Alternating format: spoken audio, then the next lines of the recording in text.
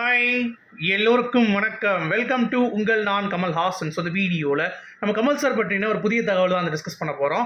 So வீடியோக்குள்ளே போகிறதுக்கு முன்னாடி நம்ம சேனலுக்கு நீங்கள் வந்து புதுசாக இருந்தீங்கன்னா கண்டிப்பாக சப்ஸ்கிரைப் பண்ணிக்கோங்க. வீடியோ மறக்காமல் ஒரு லைக் பண்ணிக்கோங்க. இப்போ நம்ம வீடியோக்குள்ளே போகலாம். ஸோ இன்றைக்கி நம்ம பார்க்க போகிற முதல் டாபிக் வந்து பார்த்தீங்கன்னா இந்தியன் 2 வேர்ல்டு வைட் கலெக்ஷன் எந்த லெவலுக்கு இருக்குது அப்படிங்கிறத பற்றி தான் டிஸ்கஸ் பண்ண போகிறோம். ஸோ இந்தியன் 2 வசூலில் பயங்கர ட்ராப் ஆகிடுச்சு அப்படிங்கிறத நம்ம வந்து சொல்லி தான் ஆக வேண்டும். ஏன்னா ராயன் வந்து இன்னும் ஒரு 2 நாட்களில் படம் வந்து பார்த்தீங்கன்னா ஓஹோ அப்படின்னு சொல்லிட்டு ரிலீஸ் ஆக போகுது.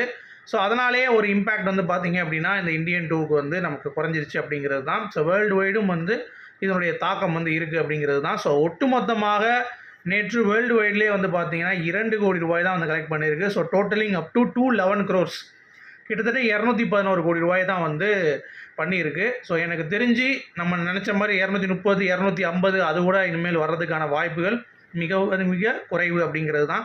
மிஞ்சி போனால் 215 220 கோடி வரைக்கும் போகும் அப்படிங்கிறது தான் இப்போதைக்கு கள நிலவரம். ஸோ அந்த லெவலுக்கு வந்து இந்தியன் வந்து பார்த்தீங்க அப்படின்னா வசூலில் சரிந்து விட்டது அப்படிங்கிறது தான் நம்மளால் வந்து பார்க்க முடியுது. அப்புறம் கம்பேக் இண்டியன் சாங் வந்து இன்றைக்கி ரிலீஸ் ஆயிருந்துச்சு. வீடியோ சாங் ரொம்ப அற்புதமாக இருந்தது.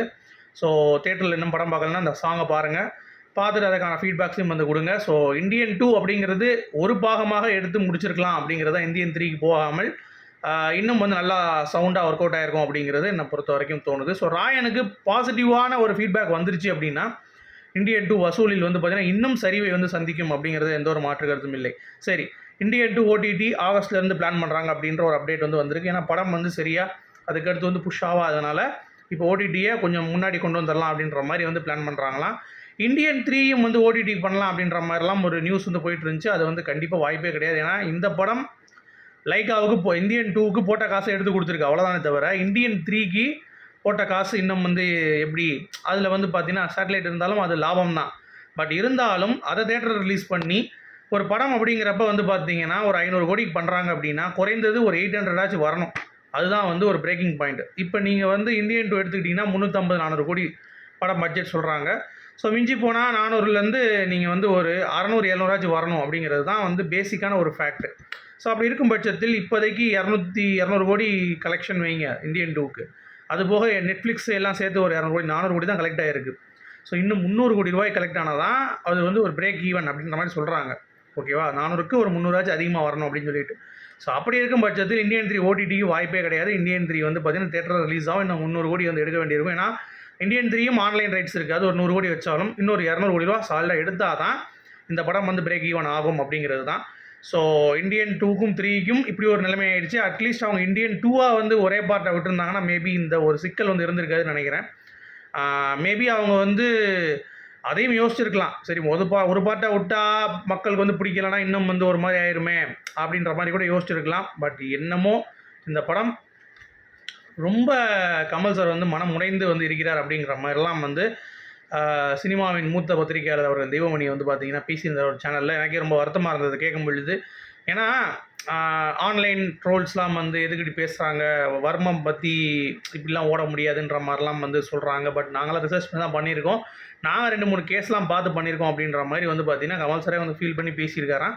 ஸோ அந்த அளவுக்கு இந்த படத்தின் மூலமாக ஒரு வன்மத்தை கக்கக்கூடிய ஒரு கும்பல் கமல் சாரை போட்டு டெஸ்ட்ராய் பண்ணி அவரை வந்து உருக்குலைச்சி ஒரு மாதிரி வந்து பண்ணிட்டாங்க. அதனாலே இந்தியன் 3 வந்து பார்த்திங்கன்னா கமல் சார் வந்து இன்னும் 20 நாட்கள் ஷூட்டிங் எடுக்கணும் அப்படின்ற மாதிரி சொல்லி இப்போ அதற்கான வேலைகளில் வந்து பார்த்திங்கன்னா மனுஷன் வந்து போயிட்டுருக்காரு. ஸோ நல்லா பக்காவாக இந்தியன் 3 வந்து நம்ம கொடுக்கணும் அப்படின்ற ஒரு பாயிண்ட் ஆஃப் வியூவில் கமல் சார் வந்து அவருடைய இதை வந்து கொடுத்துட்ருக்காரு அப்படிங்கிறது தான். இந்த வர்மக்கலை பற்றி வந்த டவுட்டுக்கு வந்து பிரகாஷம் குருக்கள் அப்படின்றவங்கள ரெஃபர் பண்ணுங்கன்ற மாதிரி சொல்லியிருக்காங்க.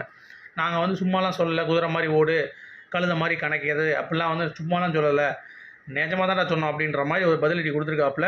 அதெல்லாம் வந்து ரொம்ப அற்புதமாக இருந்தது. ஸோ கமல் சார் இந்தியன் 3க்கு ஒரு அதிர்ச்சி முடி தான் எடுத்திருக்காரு. என்ன அப்படின்னா இன்னும் ஷூட் பண்ணிட்டு தான் ஃபைனல் ட்ரெஸ் பார்த்துட்டு தான் நான் வந்து பண்ணுவேன், ப்ளஸ் தக் லைஃபையும் வந்து நான் முடிக்கணும் அப்படின்ற மாதிரி. அது சம்மந்தமாக பிக் பாஸ் 8 தமிழை பற்றி வந்து கேட்டிருக்காங்க, இந்த மாதிரி பண்ணுறீங்களான்னு சொல்லிட்டு. அது வந்து எனக்கு அந்த யோசனையே இப்போ இல்லை. ஸோ முழுக்க இந்தியன் 3 ப்ளஸ் தக் லைஃப் மட்டும்தான் என்னுடைய மைண்ட் செட்டில் இருக்குது. ஸோ எனக்கு அதை பற்றி சிந்தனையும் இல்லை, நான் அதை பண்ணுவேனாங்கிறது எனக்கு தெரியல. எனக்கு வந்து இந்த மாதிரி இந்த ஆன்லைன் ட்ரோல்ஸு, இந்த சில பேர் வந்து ரொம்ப எல்லை மீறி ஒரு படத்தை கலாய்க்கிறேன்ற பேரில் இவங்களையும் வந்து பயங்கரமாக ட்ரோல் பண்ணியிருக்காங்க அப்படிங்கிறது தான் வந்து பாயிண்ட்டு. ஸோ சங்கரை ட்ரோல் பண்ணுறேங்கிற பேரில் அவர் பொண்ணை வந்து ட்ரோல் பண்ணுறது, கமல் சாரை ட்ரோல் பண்ணுறேன்ற பேரில் மேக்கப்பை வந்து ரொம்ப கேவலப்படுத்தி பேசுகிறது, இந்த மாதிரி ஏகப்பட்ட விஷயங்கள் வந்து பார்த்திங்கன்னா நடந்துகிட்டு இருந்துச்சு இந்த இந்தியன் 2க்காக. ஸோ அவ்வளோ பயங்கரமான ஒரு மன அழுத்தத்துக்கு வந்து பார்த்திங்கன்னா கமல் சார் வந்து இது எதுவும் பெருசாக எடுத்துக்க மாட்டார் ஒரு பக்கம் இருந்தாலும், இன்னொரு பக்கம் வந்து பார்த்திங்கன்னா இதை வந்து மீண்டும் மீண்டும் அவங்களுக்கு வந்து அதை சொல்லும் பொழுது அவங்களுக்கும் வந்து ஒரு ஹர்ட் ஃபீலிங் வந்து இருக்கத்தான் செய்யும் அப்படிங்கிறது தான். ஆனால் அதை தவிர்த்துருங்கள். பேரரசு ரொம்ப அருமையாக சொன்னார். என்ன அப்படின்னா, படத்தை நீங்கள் விமர்சிங்க அவ்வளோதான், மற்றபடி கேவலமாக புத்தி இருக்கிற மாதிரிலாம் வந்து நீங்கள் சிந்திக்காதீங்க. அதாவது எவ்வளோ நாட்டில் வந்து நடந்துகிட்ருக்கு, கலாச்சார எங்காச்சி இறக்குறானுங்க, அந்த மாதிரி ஏகப்பட்ட விஷயம். அதுக்கெல்லாம் நீங்கள் என்ன சொல்கிறது, கொந்தளிக்க மாட்டீங்க. ஆனால் இந்த ஒரு விஷயம் படம் வந்து நல்லான்றதுக்கு இப்படி போட்டு ஒருத்தவங்க அடிக்கிறீங்க அப்படின்ற மாதிரி வந்து நல்லா நறுக்குன்னு கேட்டிருந்தாப்புல. அது ரொம்ப அற்புதமாக இருந்தது. ஸோ கமல் சாருக்கு வந்து பார்த்தீங்கன்னா, அந்த பெங்களூரில் தேட்டர்ஸில் வந்து எப்பயுமே சென்னை தேட்டர் எல்லாமே ரிலீஸ் ஆகும் படம் அப்படிங்கிறது எல்லாத்துக்குமே தெரிஞ்ச விஷயம் தான். பட் பெங்களூரில் அந்த கட் அவுட்டுக்கே வேறு லெவலில் அலறப்பாங்களாம். ஸோ அது நீங்கள் பார்த்தீங்கன்னா கிட்டத்தட்ட 32 கட் அவுட் வச்சுருந்தாங்க இந்த வட்டம் பெங்களூரில் இந்தியன் 2 ரிலீஸுக்கு. ப்ளஸ் மாலை அது அந்த மாதிரி வந்து எவனாலையும் போட முடியாது அப்படின்றது தான் வந்து கமல் சாரோடைய ஒரு சாதனை. இது வரைக்கும் எந்த ரசிகனும் வந்து அந்த லெவலுக்கு வந்து ஒருத்தவங்கள என்ன சொல்கிறது கொண்டாடி இருக்காங்களா அப்படிங்கிறது தெரியல. ஸோ பெங்களூரு நிஜமாகவே வேறு லெவல் பண்ணுறாங்க. அதை ஆர்கனைஸ் பண்ணுற எல்லாத்துக்கும் வந்து ஒரு பாராட்டுகள் தெரிவிச்சுக்கலாம். அடுத்து ரஜினி அவர்கள் ட்வீட் போட்டார், கமல் சாரை தாக்கிட்டார் அப்படின்ற மாதிரி ஒரு விமர்சனம் வந்து வந்துட்டு இருந்துச்சு. என்ன அப்படின்னா, நம்ம கமல் சார் வந்து ஒரு ட்வீட் போட்டார். அவன் வந்து பார்த்தீங்கன்னா மானே தேனே பொன்மானேன்னு போட்டு எழுதி வச்சு என்னென்னமோ எழுதியிருந்தாங்க. யார், எடப்பாடி அவர்கள், மு.க. ஸ்டாலின் அவர்கள், அப்புறம் வந்து சீமான் அவர்கள், அப்புறம் அண்ணாமலை, இவங்க எல்லாருமே வந்து அப்படியே பயங்கரமாக எழுதி இந்த மாதிரி பீகாருக்கு இதுக்கு பண்ணல, அது பண்ணல, அது பண்ணல, தமிழ்நாட்டுக்கு எதுவும் பண்ணலன்னு சொல்லிட்டு அந்த என்டிஏ பட்ஜெட்டுக்கு வந்து போட்டிருந்தாங்க. கமல் சார் சிம்பிளாக போட்டார், இந்தியா பட்ஜெட் ஓகே வந்துருச்சுப்பா, இந்தியா பட்ஜெட் எங்கே அப்படின்ற மாதிரி கேட்டு ஒட்டுமொத்த சங்கி பயிலையும் வந்து கதற விட்டார். கிட்டத்தட்ட 1.4 மில்லியன் வியூவர்ஸ் வந்து ரீச்சுங்க. அது கிட்டத்தட்ட எல்லா இடங்களிலும் வந்து ரீச். கீழே ஹிந்திலலாம் வந்து இருக்காங்க, மோதிகா பரிவார், மோடிகா குடும்பம் அப்படின்னு சொல்லிட்டு. யாரா நீங்கள் அப்படின்ற மாதிரி இருந்துச்சு. அதாவது ஒத்த ட்வீட்டில் ஒட்டுமொத்த இந்தியாவும் அலற விட்டார் அப்படிங்கிற மாதிரி கண்டிப்பாக வந்து கமல் சார் வந்து சொல்லலாம். ஏன்னா அந்த லெவலுக்கு எல்லாரும் வந்து பயங்கரமாக பெர்ஃபார்ம் பண்ணியும் டகால்னு வந்து இவருடைய ட்வீட் வந்து ஒரு பயங்கர ட்ரெண்டிங் ஆச்சு அப்படிங்கிறது பார்க்க முடிஞ்சிச்சு. ஸோ அதுக்கு ரஜினி அவர்கள் வந்து பார்த்தீங்கன்னா ஒரு ரிப்ளை போட்டார், நியூ இந்தியா பிறந்துருச்சு அப்படின்ற மாதிரி தாக்கியிருக்காரு. அப்போ இதுதானே நியூ இந்தியா பாரு அப்படின்னு சொல்லிட்டுலாம் வந்து போட்டிருந்தாங்க. அது இப்போ போடல, அது மோடி வந்து ஒரு தடவை பதவி ஏற்கும் பொழுது போட்டது. அதை வந்து இப்போ போட்ட மாதிரி வந்து பார்த்தீங்கன்னா ஒரு சில பேர் வந்து பரப்பிட்டு இருக்காங்க. ஸோ ரஜினிகாந்த் அந்த தைரியம் இருந்திருந்தால் வேறு லெவலில் அரசியலில் பின்னி படம் எடுத்துருப்பார்ல. தைரியம் இல்லாதான் வீட்டுக்குள்ளே உட்காந்துக்கிட்டு எட்டி பார்த்துட்டு இருக்காப்புல அப்படிங்கிறது தான். ஸோ அதை பற்றி நம்ம பேச தேவையில்லை. அப்புறம் இந்தியன் 2 இந்த வருஷம் அட்வான்ஸ் புக்கிங்கில் அதுதான் ரொம்ப அதிகமான ஒரு சாதனை வந்து படைச்சிருக்கு. ஸோ அதுக்கடுத்து 2ஆம் இடத்தில் ராயன் இருக்குது, அப்புறம் அயலான் அப்படின்றது வரிசையாக வந்துட்டு இருக்கு அப்படிங்கிறது தான். ஸோ அதனால் கமல் சார் தான்டா ஓப்பனிங்கில் வாங்கடா அப்படின்ற மாதிரி. இதை வந்து அடுத்து வரக்கூடிய படங்கள் முறியடிக்குமா? ஏன்னா விஜய் படம் வருது, ரஜினி படம் வருது, வெயிட் பண்ணி பார்க்கலாம். தக் லைஃப் ஆகஸ்ட் 5 அயர்லாண்டில் வந்து ஷூட்டிங்கு. ஸோ ஏற்கனவே 60-70% வந்து படம் முடிஞ்சிருச்சு அப்படின்னு சொல்கிறாங்க. டப்பிங்கும் முடிச்சிட்டாங்க கமல் சாரும் சிம்புவும். ஸோ அதை பற்றின அந்த ஒரு ஒர்க்கும் வந்து ஒரு சைடில் வந்து போயிட்டுருக்கு அப்படிங்கிறது. இன்னொரு பக்கம் ரெட் கார்டு வந்து கமல் சாருக்கு ஒரு குரூப்பு தயாரிப்பாளர் குரூப் இருக்குல்ல, அது வந்து பார்த்திங்கன்னா ஸ்ட்ரெஸ் பண்ணுதான் அந்த மாதிரி கொடுத்துடலாம், ஏன்னா 9 வருஷம் ஏமாற்றிருக்காங்கன்னு சொல்லி. இன்னும் சில பேர் வந்து இல்லைங்க அவர் மூத்த நடிகர் அப்படின்ற மாதிரிலாம் வந்து பரிசீலனை பண்ணிகிட்டு இருக்காங்களாம். ஸோ அதை பற்றி நமக்கு ஏதாவது கிடைச்சா சொல்லலாம். அட்லி 6 சல்மான் அண்ட் கமல்ஹாசன் அவர்களுடைய படமாக இருக்கும் அப்படின்ற மாதிரி எதிர்பார்க்குறாங்க. பட் அது அனௌன்ஸ்மெண்ட் வந்து சீக்கிரம் வரப்போகுதான். வந்த பிறகு நமக்கே தெரிஞ்சிடும்.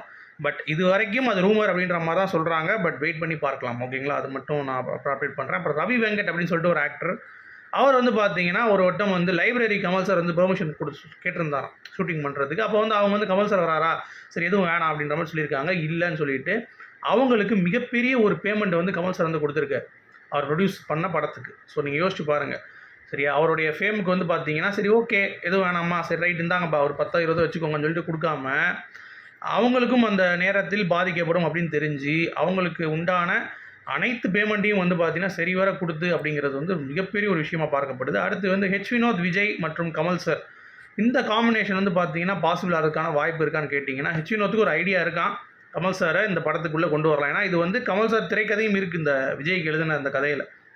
ஸோ அப்படி இருக்கும் பொழுது அவர் நடித்தால் நல்லாயிருக்கும். போது மோகன்லால் யோசிச்சாங்களாம், மோகன்லால் வந்து திருப்பி ஜில்லா ரீக்ரியேட் ஆயிரும்னு சொல்லிட்டு இப்போ வந்து பார்த்தீங்கன்னா திருப்பி கமல் சாரை கூட்டு வரலாம்னு சொல்லி பிளான் பண்ணியிருக்காங்களாம். பட் இப்போ இருக்கிற நிலைமையில் கமல் சார் வருவாரா அப்படிங்கிறது கொஞ்சம் டவுட்டு தான்.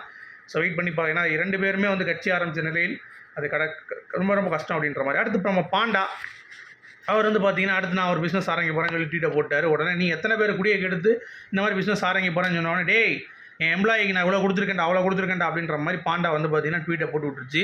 உடனே கமல் சார் ரசிகர்கள் ஒரு நறுக்குன்னு ஒரு கேள்வி கேட்டாங்க. ஏன்டா டேய் நீ சினிமா ரிவ்யூ பண்ணி தானடா நீ வந்து வந்திருக்க, நீ வந்து சொல்கிற அந்த மாதிரி நான் யார் வாழ்க்கையும் கெடுக்கல குடி கெடுக்கலன்னு. ஆனால் நீ ஒவ்வொரு தடவை சினிமா விமர்சிக்கும் பொழுது ரொம்ப கேவலப்படுத்தி பேசும்போது 100 கணக்கான எம்ப்ளாயி அந்த சினிமாவுக்கு பின்னாடி வேலை பார்த்துட்டு இருக்கவன் எல்லாம் பாதிக்கப்படுறான்.